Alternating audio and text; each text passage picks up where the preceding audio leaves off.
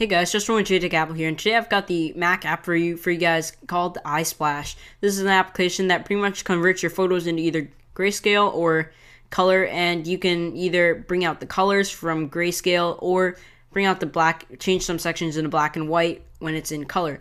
So that may be a little bit confusing, so let's go ahead and show you guys what this application can do.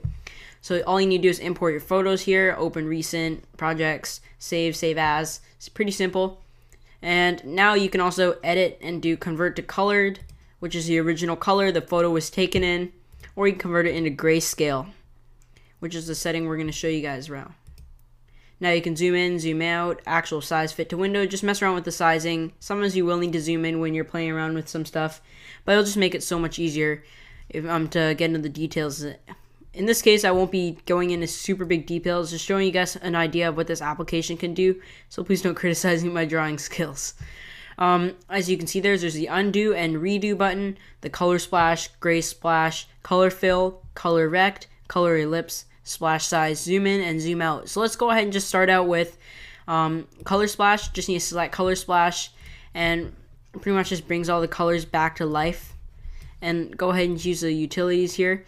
Zoom in a little bit and just make, if there's a large perimeter that you have to cover, just make the splash size a little bit bigger to make it easier for you, and use the smaller splash size when you get into the details, when you're just about done your let's say painting. So this is just gonna be a really rough quick project for you guys here. Try to keep it quick. So almost done. Just go to the top of the bottle and mess around with that. There. So let's just go ahead and zoom out.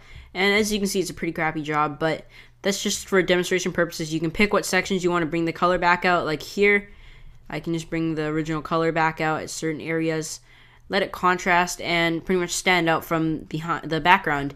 The gray splash now is if you convert it into colored, which brings everything into the original color. You just need to select grayscale and maybe just make the splash size really big. And as you can see, convert some areas into grayscale that you prefer. The color fill doesn't really work. It worked a couple times, but it takes a really long time, so I don't recommend you using that. So I won't be able to demonstrate that, but there's also the color rect, which we must just, we need to convert it back into grayscale. And you just stretch it around, and then it'll turn certain grid areas into color. There's also a color ellipse, which pretty much does the same thing, but it's a circle. Yeah, so it's a little bit hard to mess with. I don't think you'd really need this, but you pretty much just stretch your own circle. As you can see, I just made a really big circle and turned that area into color splash.